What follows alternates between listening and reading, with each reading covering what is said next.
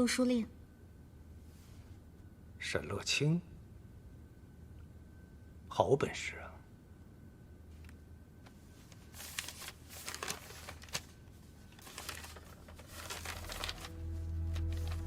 今日已见中书令，得其首肯，助尔谋划，以截断北境军报，义军行事。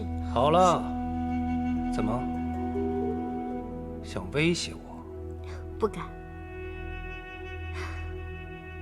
当时乐清遇难，是中书令伸出援手，让我进入王府。我处处感念中书令，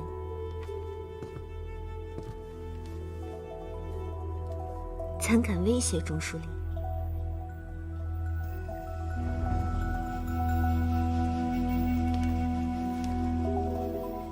说吧，所谓何意？沈离阁回府，中书令自然知道我的处境。若他们不死，乐清将无处安身。我若想让你死，就像碾死一只蝼蚁一般简单。但我怎么可能跟一只蝼蚁谈条件？你就拿着这样的东西，想让我替你做事？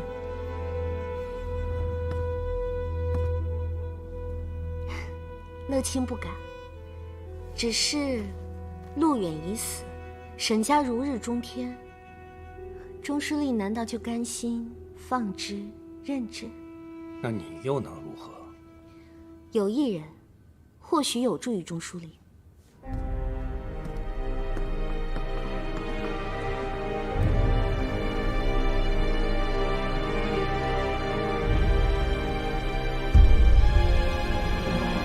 需求。之前为迎北境战事，本王下令征兵。然而在征兵期间，却发现有些高门大户将兵户私自纳为自家的部曲。不仅如此，他们还私吞山林和川泽，开垦不属于自己的土地。此等恶劣行径令人发指。不及时整治，朝廷无法向百姓交代。所以，皇上下旨，行土断之策，清查户籍，还地于民。放清。一，即日实行户籍编定诸事，把流民和士族引战的部曲一一清查，登记在册。士族庄园隐匿漏户，如有知情不报、瞒报、谎报者，均以律法论处。二，将士族强占的良田和川泽收归朝堂，并按人口发放于民，拟收税制，财富民丰。放清，你即日起便带领学子去彭城、荆州等地推行政令，不得有误。是。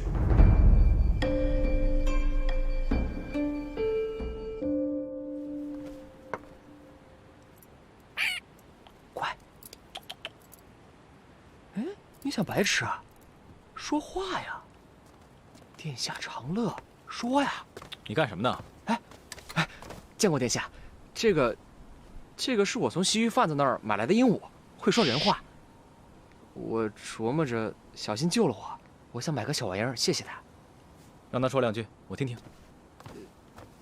可不知道怎么了，这破鸟进了王府以后啊，一句话都不敢说。快说话！你这不会让鸟贩子给骗了吧？啊！许真，你过来逗逗他。不，殿下，你忘了，许瞻天不怕地不怕，就怕鸟。哎，说话。这样，你再去买一只啊，这只给我给丽妃送过去。哎，不，我不。殿下想要自己买去，让许瞻买去。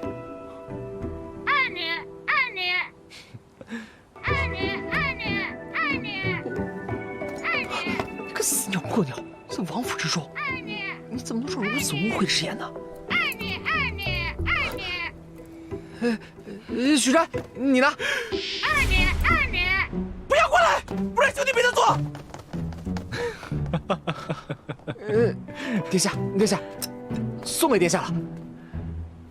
再说一句。2年2年。真聪明。怎么，真不是你教他的？不是。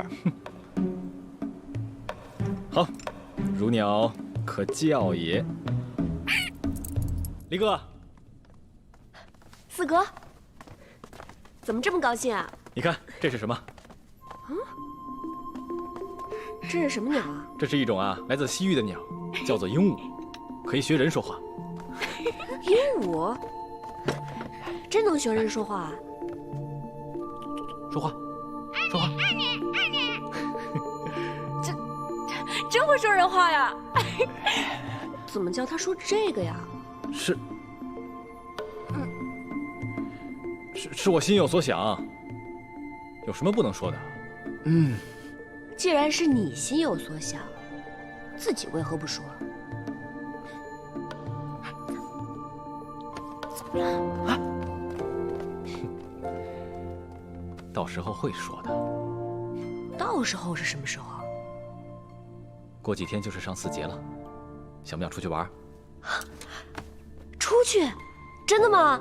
我有惊喜送给你，什么惊喜？到时候你就知道了。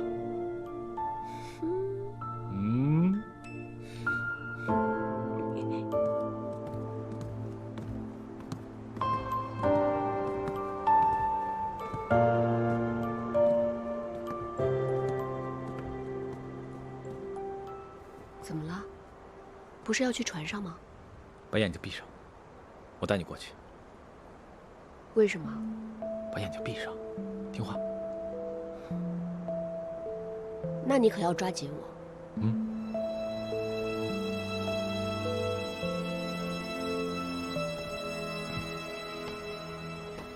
挥之不去你的身影，燃烧我心里的悲情。擦肩之际已爱上你，一夜一夜爱你。花期开到荼蘼，收集一生流离，待花开再好了吗？回忆。情深缘浅不由己，命运握在你手心里，此生我愿寸步不离，一夜一夜不离。若非备战已是浪迹，再剩下就潦草结局。一颗心在流泪之谜，错爱一生为你痴迷，一生为你倔强，一次又何妨？不唱一个奇迹，世间负爱已光芒。非与此间交错，心如冰花刀割，不问是非的世界，将来阡陌，不诉一生相望。喜欢吗？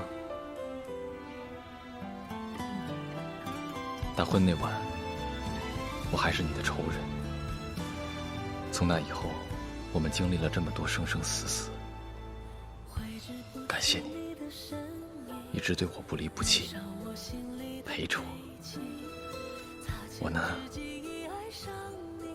一直想给你一个真正的婚礼，一个只属于我们2个人的婚礼。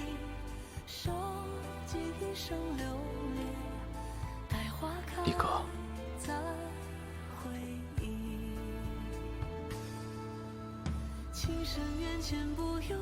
我爱你。命运握在你手心里，此生我愿寸步不离，一夜一夜不离。若非备战已是浪迹，再剩下就潦草结局。一颗心在流泪之谜，牵挂一生有你，煎熬一生有你，不如朝朝心不慌。执手天各寂寂，默契给爱已放下。对酒多人魂魄，创作声色自热，追逐远远远的世界。一夜不醒，不及勇闯。此次彻查，陈郡、太原两郡士卒私占荒山、川泽，开垦田庄达3万余亩。更有甚者，私圈良民土地，致使百姓无家可归，成为流民，不得不进入士卒田庄，成为部曲。两地隐匿流民多达2500余人，逾矩之数，实为震惊。但新政令下，各福地官员推脱不行，士卒亦不肯交出侵占的土地和部曲。其中，陈郡太守猖獗如斯，令人发指。不惩治，如何向百姓交代？下官已拟好奏书，明日知见殿上，就此事禀报。所有推脱执行的士卒官员，下官一个都不会放过的。杜居其处。士卒依靠荫蔽关系，在朝堂和地方都身居要职，官官相护，牵一发而动全身。推行新政，本身就非易事。他们反对也在意料之中。方侍郎，不可贸然行动。那难道就不查了吗？这帮猪畜，我方秦就算这条命不要了，也要一参到底。当然要参。不过明日我们换个方法。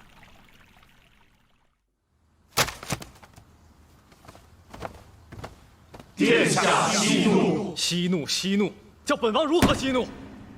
个个都自称百年名士，个个以清流自诩，然后呢？侵占良田，欺压百姓，无恶不作。士族的田庄，居然查出那么多被侵占的土地部曲，却依然还有人敢对新政拒不执行，简直罪该万死！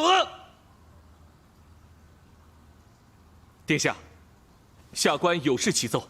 起来！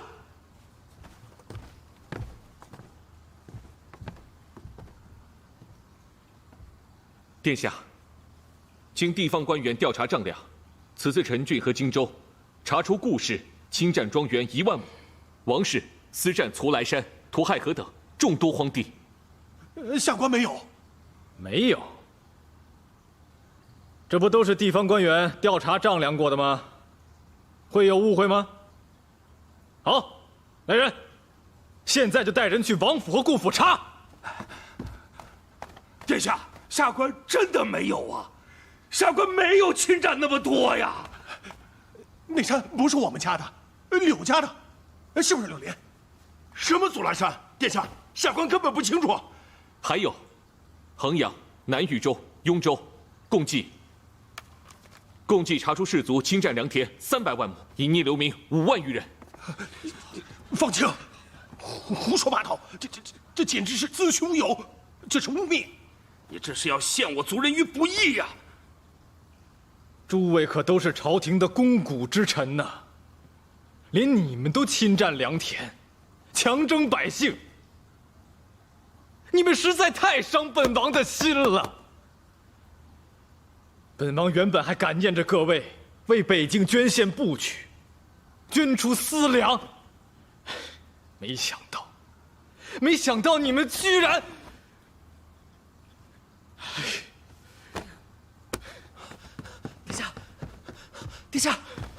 殿下息怒！殿下息怒！殿下，士族豪强利欲熏心，霸占土地，将百姓逼成流民，流民最终不得不变成部曲，欺上瞒下，祸邦殃民，是可忍，孰不可忍？在下虽身为士族，也知如此下去，大宋必衰。下官以为，若还有阻挠新政者，罪大恶极，罪不容诛。侍郎所言极是，这件事情，本王绝不容许。查，通通给本王查清楚。从现在朝堂之上的官员，一家一家的查，不能以身作则，如何在朝为官？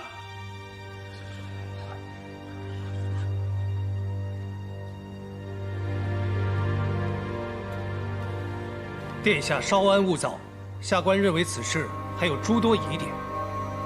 方侍郎虽有识人之名，可却语淡不精啊。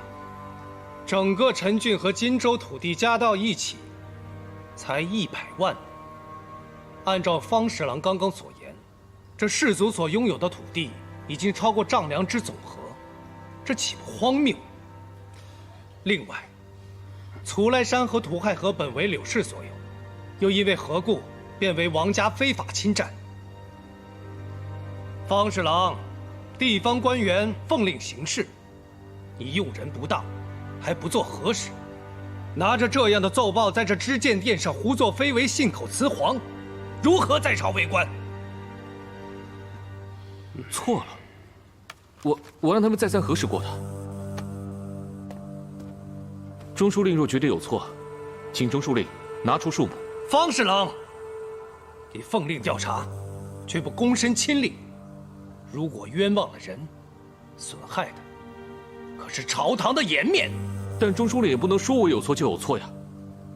再说，就算地方官员丈量或汇报稍有误差，但士族强占良田，绝对确有其事。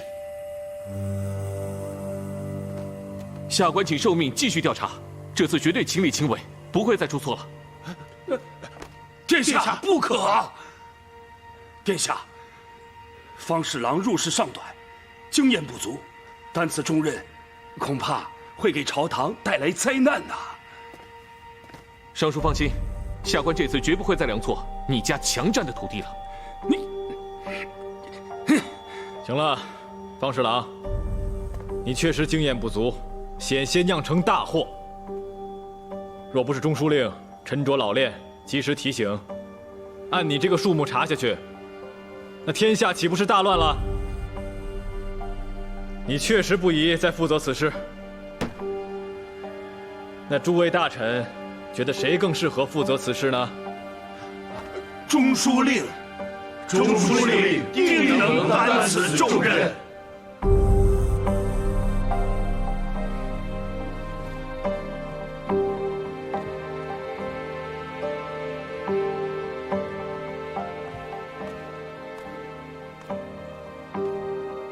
那就有劳中书令了。相信这一次，新政定会推行无碍。下官定不辱使命。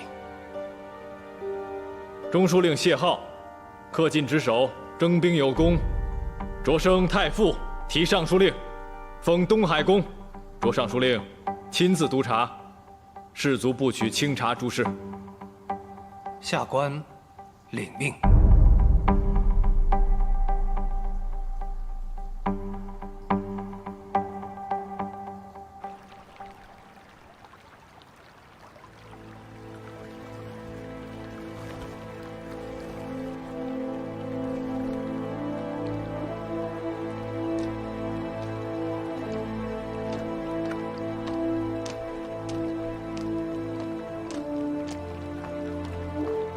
爹，魏军已退出黄河，咱们可以回家了。是啊，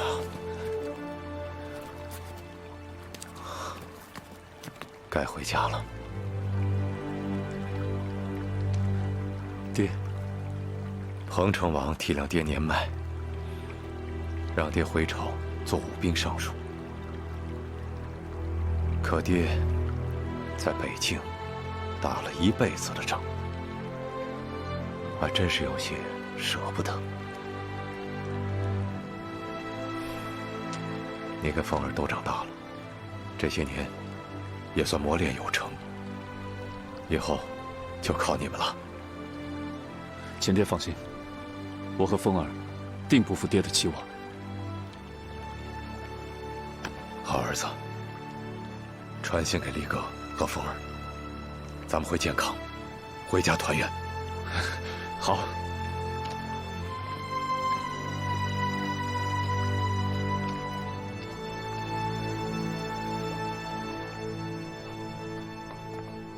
给我吧，姑娘。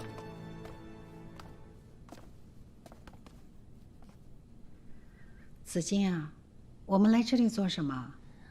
将军跟沈直哥哥不是要回来了吗？我想给夫人买点饰品，好好打扮打扮。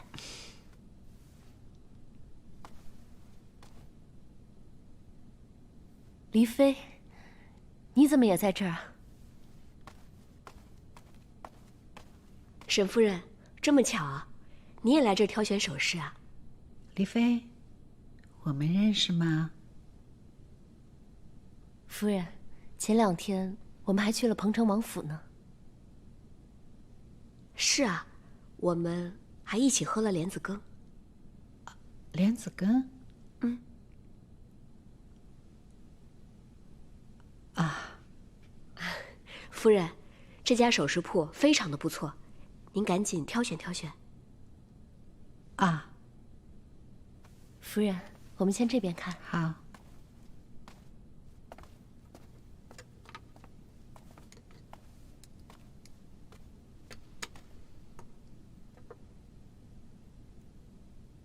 夫人，我们去那边看看手串怎么样？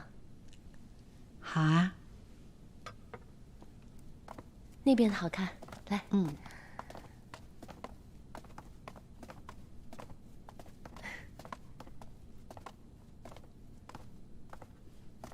夫人喜欢什么款式？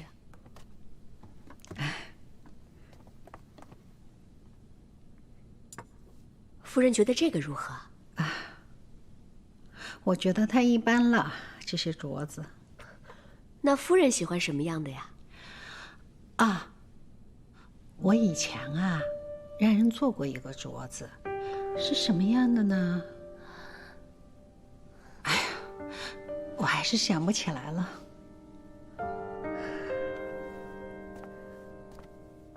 夫人，您看这个。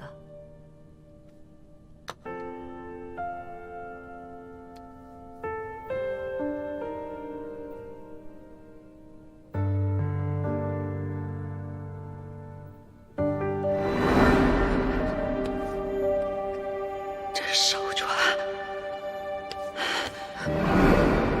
好熟悉的感觉。我好像在哪里见过。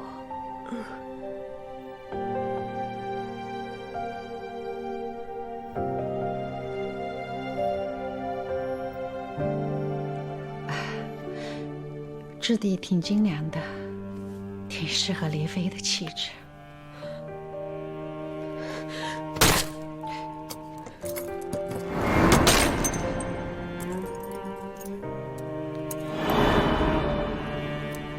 夫人，您看这个，朝千皮之，木兰兮。我娘希望我如木兰般清丽洒脱，于是就让我爹特地到这玉福阁定制了这一只独一无二的木兰手串。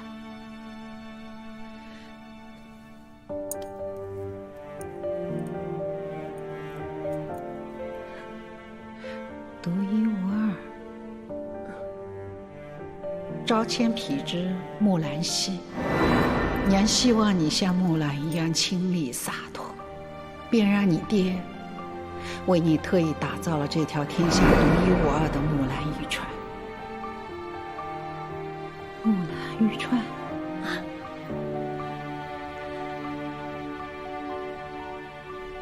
夫人，您想起什么来了吗？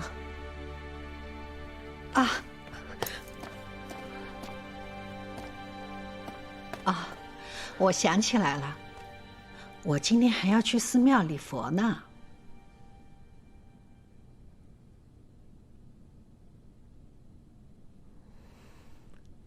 那我先陪夫人去寺庙，下回我们再约。我们走吧。好。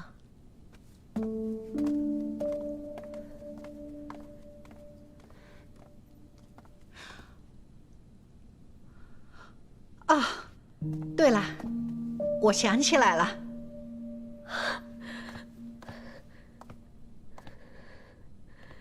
丽妃做的莲子羹很好喝。有机会的话，我们一起做。好。走吧。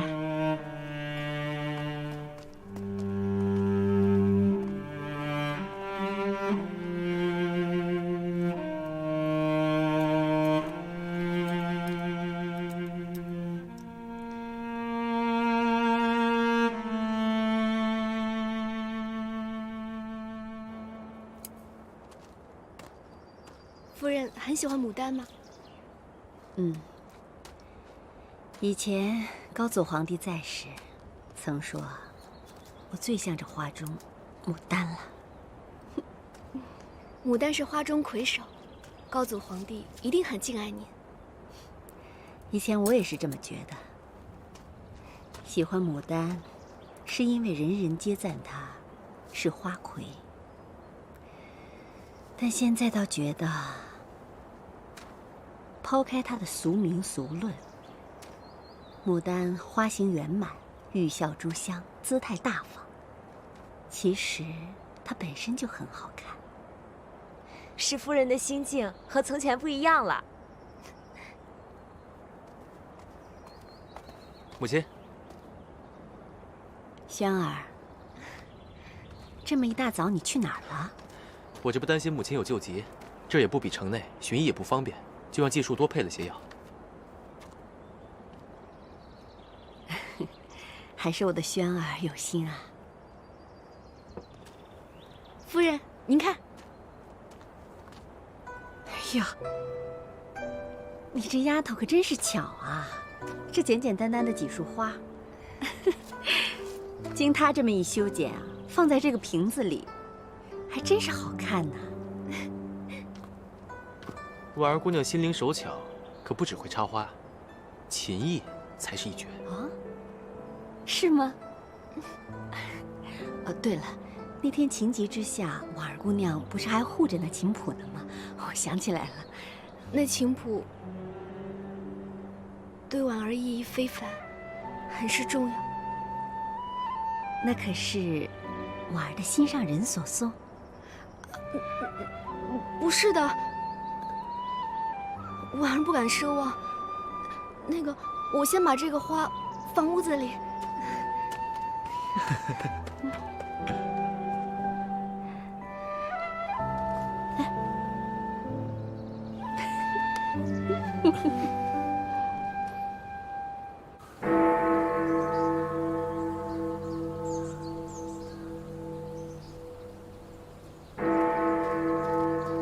求佛祖保佑我家将军和孩子们征战顺利，平安归来，保佑我早日找到家儿，找回女儿，保佑我们全家早日团聚。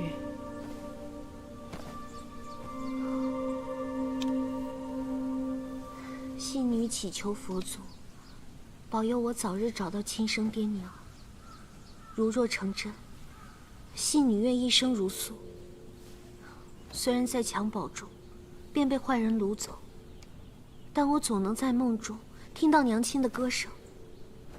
想必是佛祖给我的启示。投我一目光，报之以穷居，非报也，用以为好也。投我一木汤，报之以穷养，非报也，用以为好也。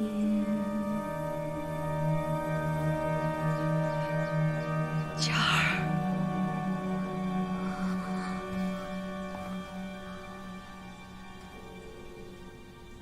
你是佳儿，你是佳儿，娘。佳儿，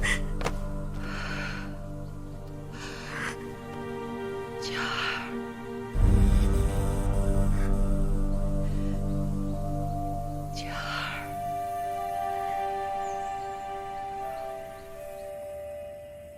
这彭城王一向重爱方清，又怎么会如此斥责于他？而且方清也不是如此思虑不周之人，彭城王更加不会如此鲁莽。总感觉今日之事有些蹊跷。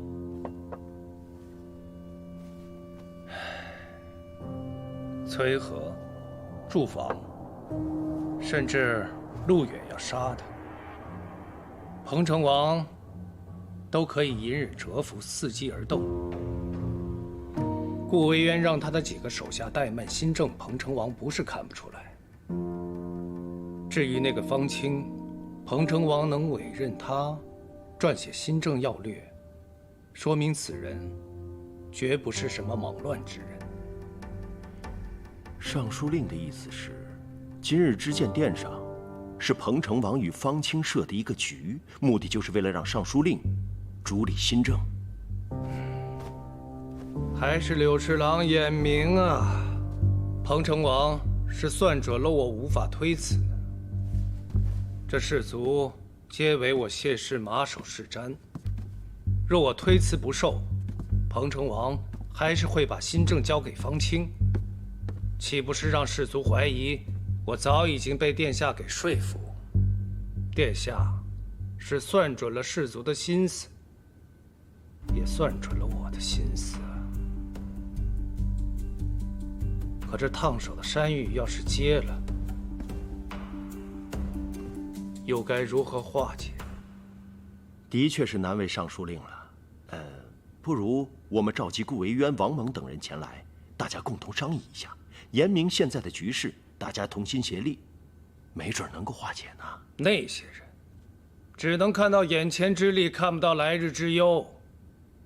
彭城王正是掐准了这一点，才把我推到这个坑阶上。这新政，我若做得好，他们必定与我离心；若做不好，彭城王自然有理由降罪于我。左右都是错。这彭城王是越来越犀利老辣了，况且沈廷章父子还没有回来，若他们回来，彭城王如虎添翼，我们的形势会更加糟糕。谢浩任尚书令，而且他还晋升为太傅，封为东海公。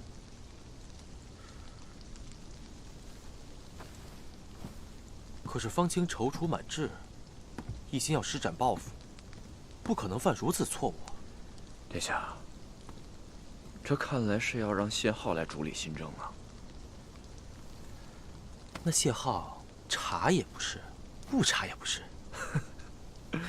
看来彭城王这次呀是要大力的推行新政了。殿下，想不想回建康，助彭城王一臂之力呀？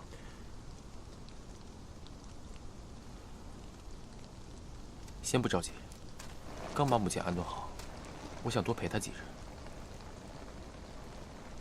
轩儿，母亲，来，这是母亲给你炖的汤。有劳母亲了。轩儿，你也在这儿陪母亲几日了，早点回建康吧。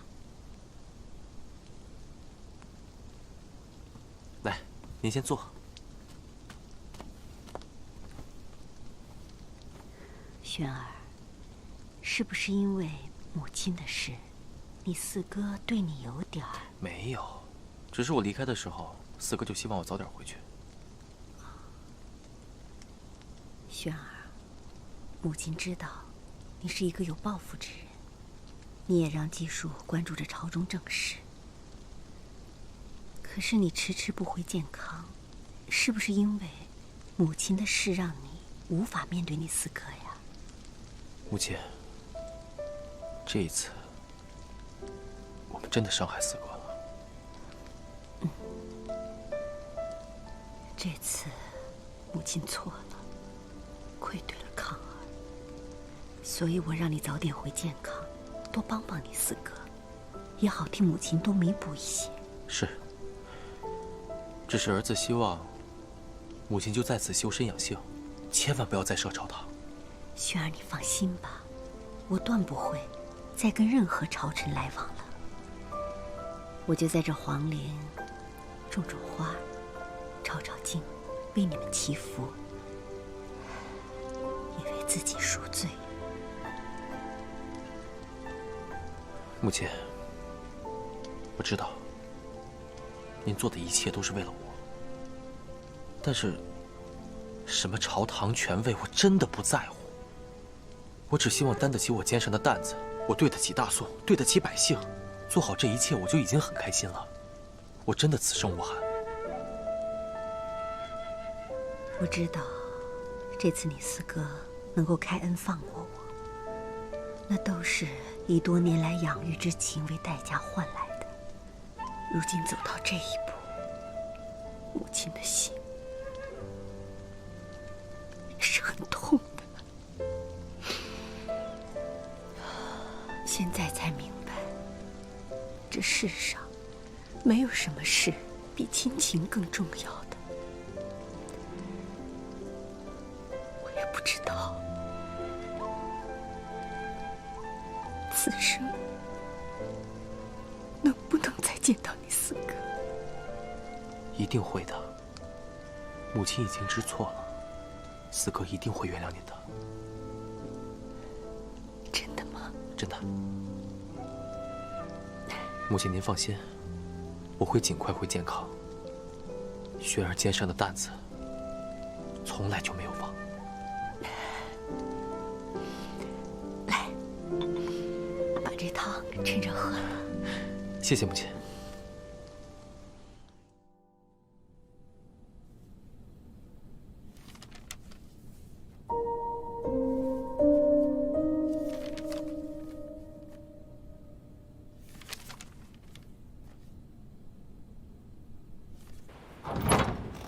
佳儿，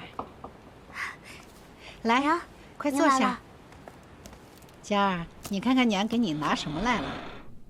哎呀，佳儿，快坐下。哎呀，我来吧，娘，你也坐。哎，快坐。嗯。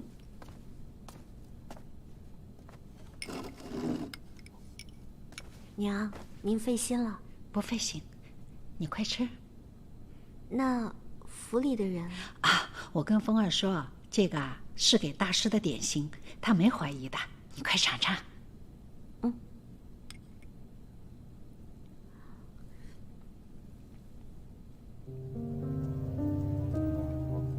怎么样？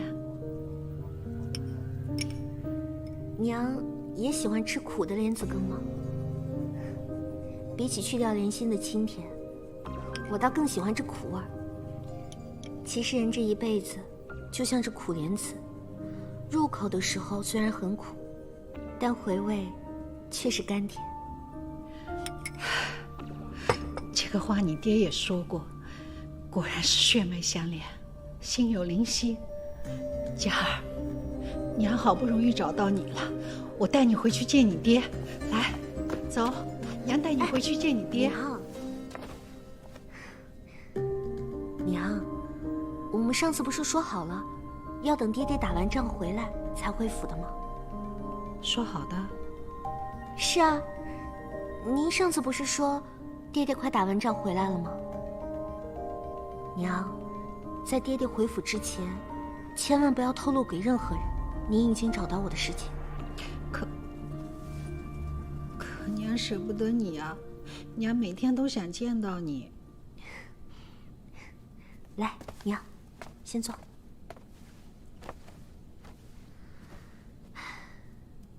其实，女儿也是万不得已。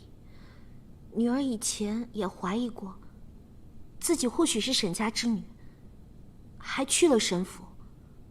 可那时有一个自称是沈府嫡女的姑娘，恶狠狠地把我赶了出去，不让我见娘，还说沈家没有丢过女儿，若是我再找上门，她就要杀了我。啊！后来我才知道，那位姑娘嫁给了彭城王，成为了黎妃。黎妃？就是她。她如今有权有势，若是看到我，肯定会认为我在蒙骗娘。所以，还是等爹爹回来，让爹爹做主，好吗？好，好，娘都听你的，都听你的啊！娘明天还来看你，好不好？好，当然好。可是娘不能每天都来，这样府里该起疑了。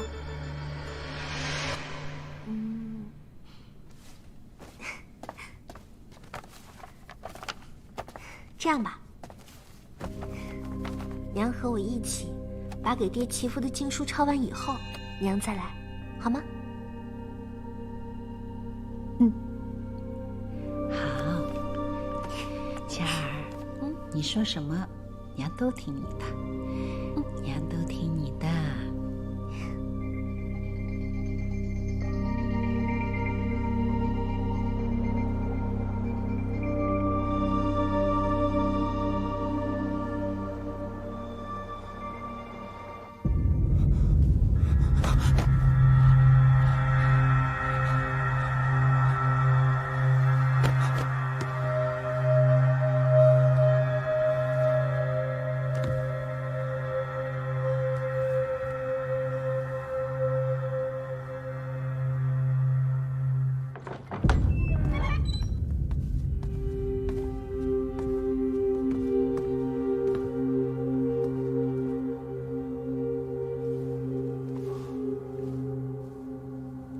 怎么样了？我没事，我只要替钟虎报仇。沈离阁、沈放、刘义康，我一个都不会放过。求钟书令相助。报仇？就凭现在的你这个全健康都在抓的人，你说？你杀得了谁？就你这个样子，什么仇都报不了。这报仇啊，也需要章法。打蛇要抓7寸。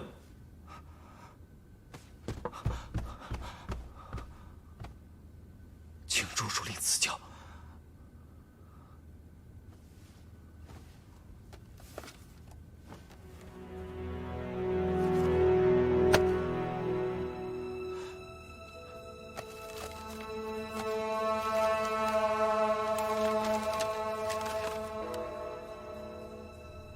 你手上拿着的，就是7寸。我明白了。陆公，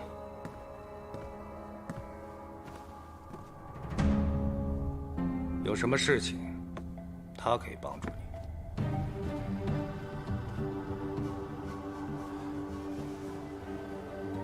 但是你要记着，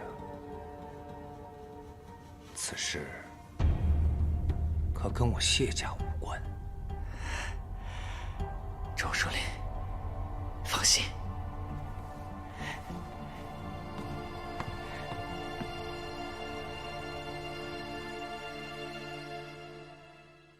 此生泪如小小无边织，痛到风花雪月与你，用尽这一生的眼泪换不期而遇，待天开运气再来及。